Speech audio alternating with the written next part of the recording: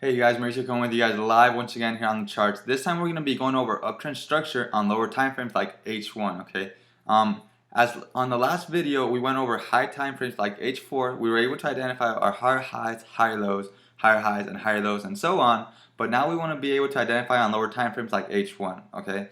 H1 will help us predict a little bit more. It'll let us have a little bit more entries on this chart itself, okay? Due to the fact that it's lower time frames, it takes faster moves and so on. But you want to take into consideration the H4 time frame is the most important, okay? So therefore, if you're on a downtrend on an H4 time frame, you might be seeing a retracement on the H1 time frame for uptrend and so on, okay? But for now, we're just gonna go over uptrend on H1 time frame. So we're gonna go right here, go on H1 time frame. We're gonna go exactly where we did our previous structure for H4, just so you guys can actually identify how this looks like. Okay, so right here, now we're seeing on the H1. Okay, so these are our H4 time frames. These are our H4 time frame structures. But as you can see, on the H1 time frame, we actually have some more structure. Okay, on the H1 time frame, we can actually see that in this area, we're creating higher highs, higher lows, higher highs, higher lows, higher highs, and from there on, it starts going down. Okay, so this right here, we're going to be talking more about this on the next videos, which is our breakup structures and so on.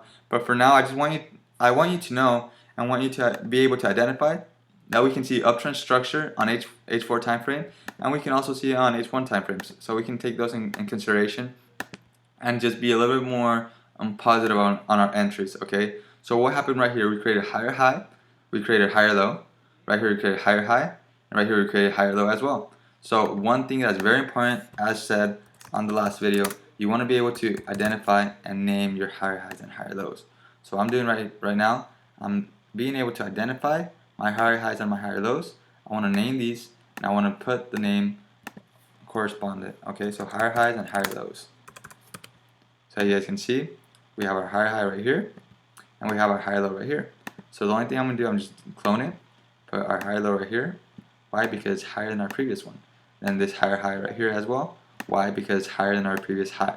Okay, so you guys can actually identify we have uptrend structure on H1 time frame as well as on the H4 time frame. Okay, so if you guys are able to have some correlation with the H4 time frame and H1 time frame, it's going to help you out a lot more due to the fact that you're going to be a lot more precise. Okay, now right here we see some downtrend structure, but we're not focusing on that right now. We're just focusing on our uptrend structure. Okay, so when the market creates a higher low, okay, on the H4 time frame, that might be some good entries for us to enter on the H1 time frame with our uptrend structure on H1. Okay, so you guys can actually see that the market is creating also higher highs, higher lows in the market on H1 time frame. Higher highs, higher lows, higher highs, higher lows, and so on. Okay, so the market's actually creating higher highs and higher lows.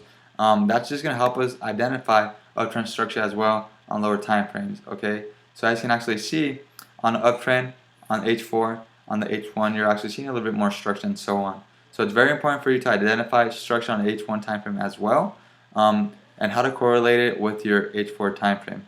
So I'm just going to delete all of this, delete all the noise, just so we can go a little bit more in deep on how to identify on H1 time frame. Okay, so on H1 time frame, as we can see these points right here, higher lows, higher highs, and so on. Okay, you want to be able to identify the points that stand out the most. So like this point right here stands out the most, this one stands out the most, and so on. Okay, so you guys can actually see I'm labeling areas that stand out a lot. Okay, that have a good retracement, and so on.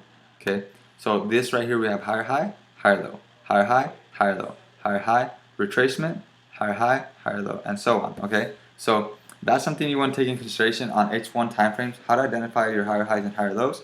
Always name them at every single time, higher high, higher low. Put the name higher in front of the next word, so that way you can identify its uptrend structure, and therefore you're only buying in the market. So therefore, I'll see you guys in the next video.